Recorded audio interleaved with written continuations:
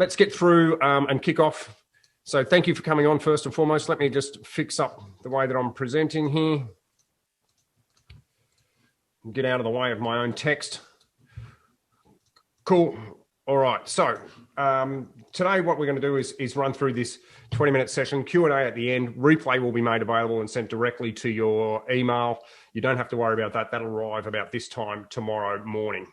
So the first thing that we need to do is really think about why do we need to be have a different strategy for high value clients versus regular outbound. And the answer really is because they're high value. So these types of clients are the types of clients that are going to make or break our year. So if we sign 1 or 2 high value clients over a year, typically makes a really big difference to how we perform as a business and as salespeople.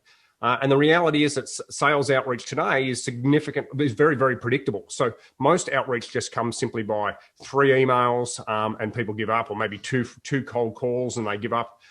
Whereas, if they're a high value client, they're getting lots and lots of outreach. So we need to have a way to be able to break that pattern or create a pattern interrupt, land in their inbox in a way that maybe makes them laugh, or at least makes them be a little bit intrigued about what else has this person got to talk about. And because they're high value clients, what I see happen a lot is people spill their candy in the foyer. And what I mean, is their first outreach destroys any credibility that they've got. They come across either too spammy or too spooky. And, because they're high value clients, we need to be making sure that we can engage as at a peer rather than being subservient, because people want to engage with people that have got value. One of the other reasons that I think is really important, and this has become more prevalent during the pandemic, of course, is people's security settings is really high now. So particularly high value clients that are in large organizations, what that means is that their security settings are high. They won't open links. They won't open PDFs. Lots of times those types of emails might not even get through. But of course, in order for us to have a conversation, we have to be able to send some of these things through. So today we're going to share some ideas about how you might be able to get past those security settings in an ethical and authentic way. And lastly, but certainly not least, is if you've been on LinkedIn in any time and been in sales for any time at all, you'll know that people say it takes between 12 and 15 outreaches, touches to get people to engage with you. Well, what we're seeing is using these types of strategies, we're getting responses from high value clients in 3 or 4. So that's a significant time saving. That's a significant level of effectiveness that not many other people are seeing. So I think on that alone, it's a really good reason for you to be using some of these strategies. Quick disclaimer, of course, there has to be a disclaimer, apologies. Not all of these strategies are going to work for you, and I'm not suggesting for a minute that you should try and throw all 7 of them at your first high-value client. And I can guarantee you that you're not going to like all of these, okay? And that's part of it. Not all of these are going to be a perfect fit for your client. So before you start to implement any of these, have a think about which strategies are going to be the best strategies to use for your perfect client. What's their communication style? Which one's going to make them laugh? Which one suits your style? And which one can you carry them off? So please don't get all 7 of these and throw these into your cadence and use them all at once. Have a think about which one's going to work or which 2 is going to work best for you, and away you go. Try not to pick the easiest one. I challenge you to try and use one that's maybe a little bit more daring. What are the 7? Okay, so at a high level, Cameo. So some of you may know what that is, but that's a really cool tool. Digital handwritten cards, probably my favorite because it's so easy and so powerful. Video consulting, I'll give you some more information about that. Microsoft Teams is the one here that's a bit out of left field.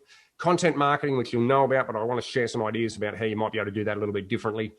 Personalized first lines, really powerful. And if you're in my newsletter database, you might have seen some information about that a month or so ago, and an update on the card.co strategy that I shared in the 6 outbound strategies last time. So they're the 7 strategies that we're going to walk through. Let's get into these in a little bit more detail. So the first one up I've got is the Cameo Crew. So if you don't know what Cameo it is basically you can go and hire an actor or a singer or a presenter or a football star or a sports star, and they'll give you a 30-second to 2-minute video for very little money. So, some of the Sydney Swans, for example, are about $50. And the concept is you can hire them to say, "Hi, Mark, it's Tom Papley from the Sydney Swans. Your wife, Chantel, asked me to send you this message. Happy birthday. Congratulations on turning 107 years old." And then that turns up as a URL link, and then my wife sends that to me as a present. That's what it's designed for. But of course, we can use this as an outbound strategy. So if we see that some of our prospects have been promoted, you could get Tom Papley to then make a message saying, "Hey, Michael, congratulations on the promotion to the new role at XYZ. Great to see you made it, CRO. Mark McGuinness wanted to share this message with you. All the best." So I think this is really going to break through, and people are going to share that around the office, right? And people are going to say, "This is a great, look what Mark sent me." They're going to take it home. They're going to show it to the kids.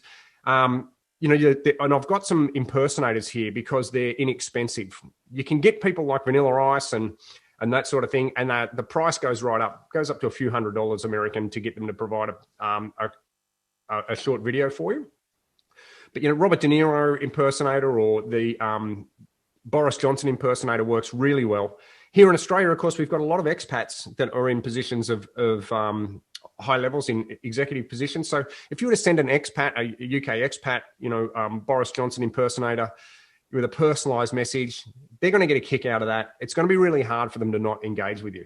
Because that comes as a URL, you can then send that across multiple platforms. So you could send that video out to them via text message if you dare. You could send it, of course, in an email. You could, print it out and stick it into a card and just send it by direct mail.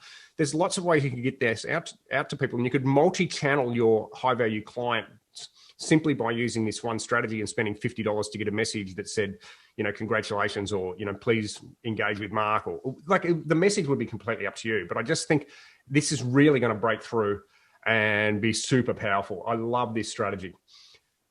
The next strategy, which is really easy, and one of my favorites, is the digital handwritten card. So the concept, as we know, handwritten cards, personalized notes, really powerful. Okay, nothing says personalization like a handwritten card. The challenge of that, of course, is people are working from home. Where are they located in their office? Will they get it if I send it to them? We just don't know a lot of the time. So, and of course, you've got to go to the post office, pay $1.10 for a stamp, stick it like this. So there's a few barriers there that stop this from being effective.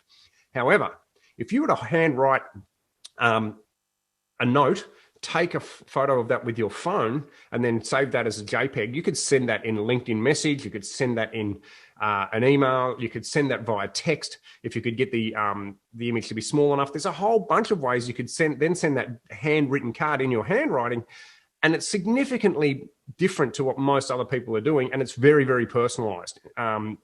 This is a great strategy as well. It's a great way to break through and start a conversation. People are going to be impressed with the amount of effort that you went to, but the reality is it's not going to be a lot of effort compared to actually sending another an old school handwritten card. Okay, number three. Number three is video value add. So what I'm suggesting we should do here is do consulting via video. So let's say that you're engaging a bunch of people in the social media space, and you're reaching out and saying, "Hey, look, Mark, I know you're managing people's social media. I'm working for a social media platform, and we know that there's typically 3 challenges or 3 things that people should be doing better than that are social media managers, and they are bang." And then you lead with 1 point. So you create a video and give that 1 point, and then you say, "Look, if you'd like to get access to figure out what the other 2 points are, I'd love to have a conversation with you and share what they are." And I really like this for a number of reasons. So if you set it up properly and use their LinkedIn background or maybe their website or something like that as the background of the video, it makes it very clear that it's personalized, very powerful. And importantly, you're sharing some value. So it doesn't really matter whether they then engage with you. It's hard for them to see this as a spammy outreach because you're providing value. You're presenting, you're coming across as authentic because it's you talking. And even if they don't engage with you, at least they've got something out of it and they know where it is that you sit, what you're all about. And so when it does come time for them to be looking to buy your products or services, they're significantly more likely to be engaging with you as an individual. This is a great strategy, something that I like to use. And of course, if you use a tool like Vidyard, then you've got that extra capability where you can see if somebody's opened it and looked at it. So that gives you an engagement point as well for you to be able to reach out. So the tool itself is not that powerful. Video's been around for a long time, but the strategy itself is good. So think about how can I give some free consulting, some free advice of value to my prospects my high value clients, just give them one and say, look, I've got a couple of others. If you'd like to explore or you'd like a bit more information about what those others are, what's the best way for us to get in contact and have a conversation? Okay, so the next one up is content marketing. So you've probably seen this around a little bit, but slightly different take on this. So you can go to Amazon, buy something in miniature format, and then send that out to your clients as a physical package, so content marketing. So if you're selling anything that requires, building wealth or building a sales team, for example, you could send little things that would indicate that, construction, and then with a cheeky little note, and then follow that up with a phone call and an email. So, here in the middle of the slide, you can see like these are you get a packet of tiny little house bricks that you can buy for like $9 on Amazon. And if you do know their office, you could send that to Mary in XYZ office in George Street, Sydney. And then a little note that would say, hey, Mary, here's some building blocks. We hope to help you build your marketing campaign. We hope to build your wealth, whatever. It comes down to how you deliver it. It's a bit cheesy, I get it, but I think the language and the outreach that you use with it is really going to set you up for success here or failure, depending on the language that you use. If it's about building wealth, you could send a treasure map and say something like, look, Mark, there's 3 ways that you can be wealthy. 1, you can come up with a great financial plan. 2, you can win the lottery, or 3, you could get really lucky and find a whole bunch of treasure at the end of a treasure map.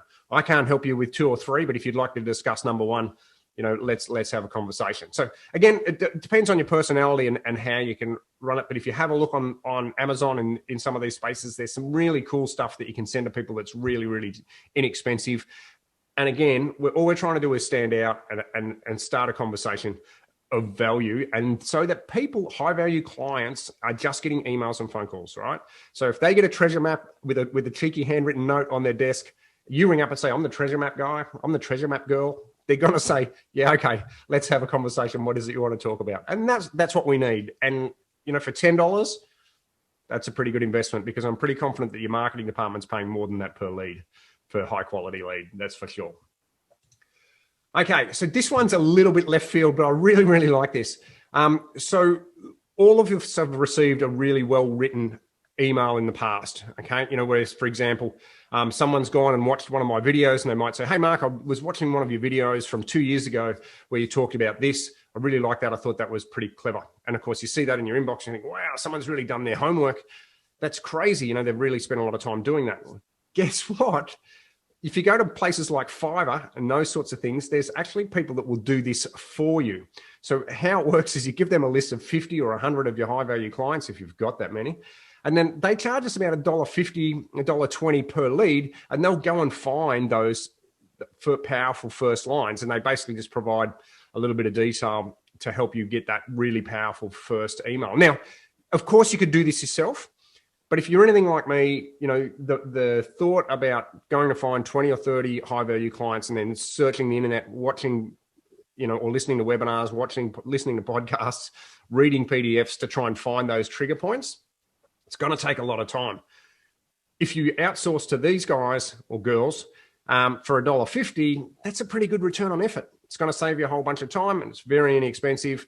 Most of those emails are going to get responded, and they're certainly going to be much higher, in most instances, higher quality than what you would probably send yourself. This one is a bit cheeky, and I've been asked not to share this. I've held off on sharing this with you for over 6 months.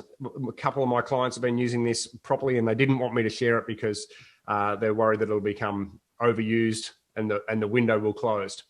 Did you know that in many organizations, you can simply go straight into somebody's DMs through Microsoft Teams? What we've found, I know that's hard to believe, we've found is that people that are at the higher end of the organization, for some reason, have their DMs open on Microsoft Teams. So if you can stick their email address into the search function, looking for people, before you know it, you might be able to shoot them a DM directly into Teams. Not everyone's going to be really super receptive of that. Not everyone's going to be able to do that. But this is a great thing. We've used it effectively to get people to respond, to restart conversations where we've had conversations with people. Really cool tool. Just stick their email address into the search function in Microsoft Teams under people, and it'll come up. Look, maybe that comes up with the green. Okay, they're here. Bang! You can just jump straight into their DMs. Really cool. I suspect that'll be that window will close fairly quickly, so you want to look out for that.